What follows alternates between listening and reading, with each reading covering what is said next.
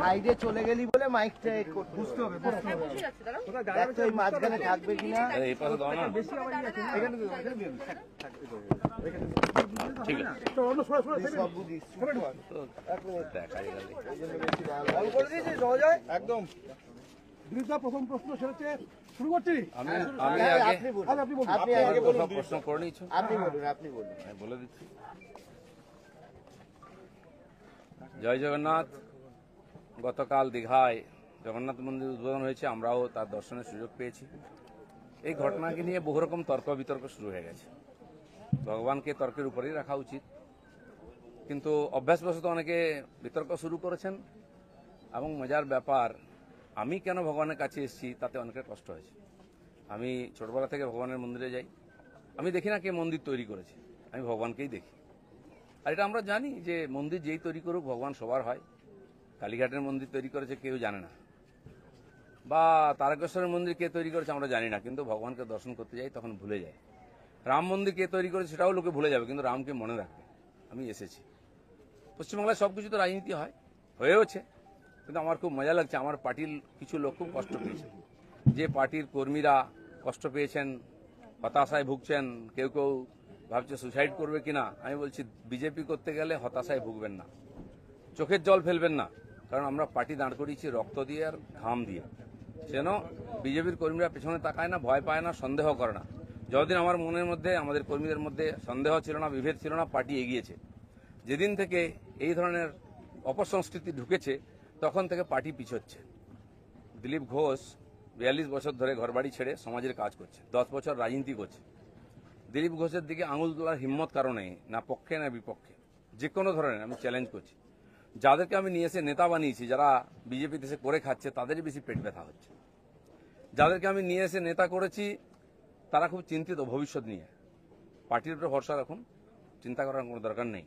আর Dilip Ghosh party ছাড়বে কিনা, কোথায় যাবে, অনেকে দুশ্চিন্তাগ্রস্ত, অনেকে আনন্দিত।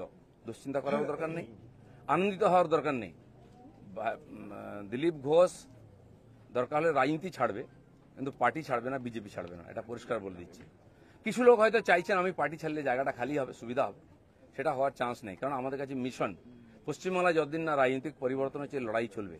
আর যে আমার লক্ষ লক্ষ সাথী 10 বছর ধরে আমার সঙ্গে লড়াই করেছেন, রক্ত দিয়েছেন, ঘাম দিয়েছেন, প্রাণ দিয়েছেন, পরিবারকে রাস্তায় বসিয়ে দিয়েছেন, সেটাই আমাদের কাছে প্রেরণা। কেউ বলছে 57 জন শহীদ হয়েছে, তারা ভাবছেন যে 21 সালে বোধহয় বিজেপি তৈরি হয়েছে, তা হয়নি। 257 জন শহীদ হয়েছে, রাজনৈতিক শহীদ। সেই শহীদ ভুলিনি, কারণ আমার সময় তারা প্রাণ দিয়েছেন।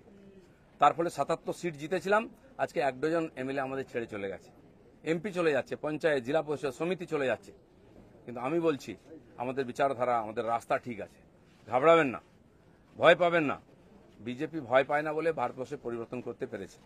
আমরা সেই পার্টির সংস্কৃতি মানি যে পার্টির প্রধানমন্ত্রী অটল বিহারী বাজপেয়ী কালীঘাটে গিয়ে মমতা ব্যানার্জির মায়ের পায়ে হাত দিয়ে প্রণাম করেছিলেন। আমরা সেই সংস্কৃতির লোক। মমতা ব্যানার্জি তখন আমাদের সঙ্গে ছিলেন, আর অন্যদিকে চলে গেছেন, শত্রু হয়ে গেছেন, এটা আমি মনে করি না। রাজনীতি আমার কোনো শত্রু নাই, আমি সবাইকে মিত্র করার চেষ্টা করি।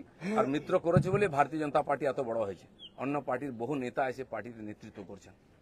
তো সেই জন্য আমরা সেই সংস্কৃতির লোক, সেই পার্টির কর্মী যে পার্টির প্রধানমন্ত্রী অটল বিহারী বাজপেয়ী শান্তির বার্তা নিয়ে বাসে চড়ে লাহোরে গেছিলেন, শত্রুর দেশে গেছিলেন, ঘোষিত শত্রু পাকিস্তান, প্রধানমন্ত্রীর সঙ্গে আলাপ করেছিলেন।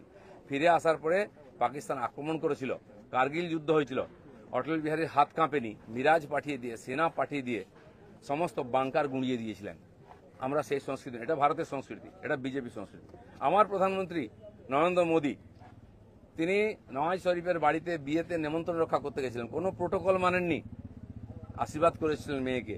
কিন্তু তারপরে পাঠানকোট হয়েছিল, পুলওয়ামা হয়েছিল, কিন্তু নরেন্দ্র মোদী সার্জিক্যাল স্ট্রাইক করতে, এয়ার স্ট্রাইক করতে পিছিয়ে যাননি, কারণ এটাই বিজেপি, এটাই ভারতীয় সংস্কৃতি।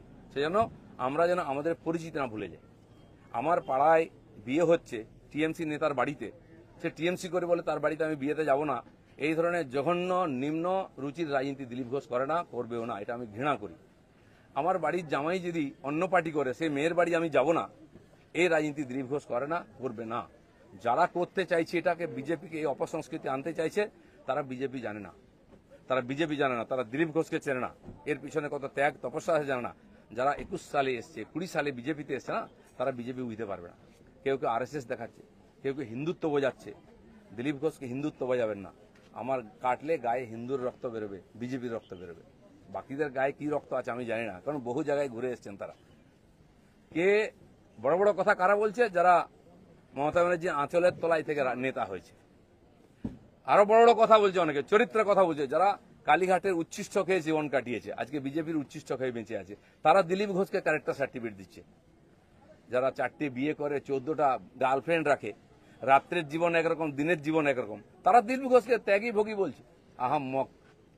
রাস্তায় দাঁড়িয়ে বলো লোকে কি বলবে। দিলীপ ঘোষ আজকেও রাস্তায় দাঁড়িয়ে আছে, কালো দাঁড়িয়েছিল, আগামী দিনেও থাকবে। মানুষ জানে দিলীপ ঘোষ কি করেছে, দিলীপ ঘোষ কি। আমার মন আর মুখ এক।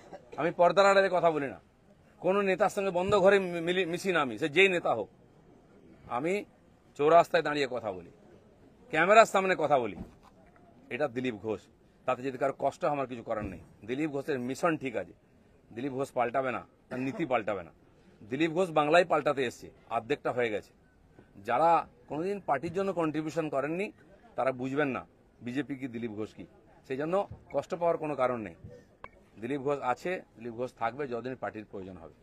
যে কর্মীরা আবেগে ভাসছেন, আবেগে ভাসার সময় নয়। যদি সত্যি সংকট আছে লড়াই করুন। আর বিজেপির কর্মীদের উপর আক্রমণ, হিন্দুর উপর আক্রমণ ভারতবর্ষের প্রথমবার হয়েছে। আজ যারা বড় বড় কথা বলছেন তারা হিন্দুর জন্য কতটা লড়াই করেছেন, কি ত্যাগ করেছেন। 4 পয়সার ত্যাগ নেই। বিজেপিতে কামাতে এসছেন, কামানো কমে যাচ্ছে। আমি দোকান সাজিয়ে দিয়ে এসছিলাম 77টা এমএলএ দিয়ে। 1 ডজন এমএলএ আজকে নাই কেন? এমপি কোথায় গেল? জেলা পরিষদ সমিতির প্রধান চলে যাচ্ছে কেন? জবাব কে দেবে? 21-এর পর থেকে বিজেপির নামছে। 19 সালে বিজেপি 41% ভোট পেয়েছিল, এবং আজ অনেক নেতা আমাদের পার্টিতে তার বিরুদ্ধে লড়াই করে আমরা পার্টিকে বাড়িয়েছিলাম। অনেকে প্রশ্ন করছেন, 41% ভোট আর 121টা বিধানসভায় আমরা লিড নিয়েছিলাম। 5 বছর পরে 24 সালের ইলেকশনে সেই ভোট 39% নেমেছে, আর 91টা বিধানসভায় আমরা লিড পেয়েছি। পার্টি এগোচ্ছে না পিছোচ্ছে? আমরা হার জিততে ভুলে গেছি 21 সালের পরে। প্রশ্ন করুন, পাবলিক প্রশ্ন করছে। দিলীপ ঘোষের এটাই প্রশ্ন আছে। যারা আমাকে প্রশ্ন করছেন আমি তাদের দিকে প্রশ্ন করছি। আপনারা তো নীতি শেখাচ্ছেন, রাজনীতি শেখাচ্ছেন, হিন্দুত্ব শেখাচ্ছেন, কি দিয়েছেন সমাজকে? কেন পার্টি নেমে গেছে?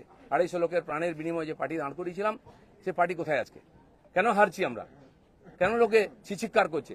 আর এই দালালরা যেদিন থেকে পার্টিতে এসছে, বিজেপির গন্ধও চলে গেছে, বিজেপির স্বাদও চলে গেছে। লোক বিজেপির ভরসা করতে পারছে না। তাই ভরসা ফিরিয়ে আনার জন্য লড়াই করুন, নাটক করবেন না। রক্ত দিয়েছি আমরা, ঘাম দিয়েছি।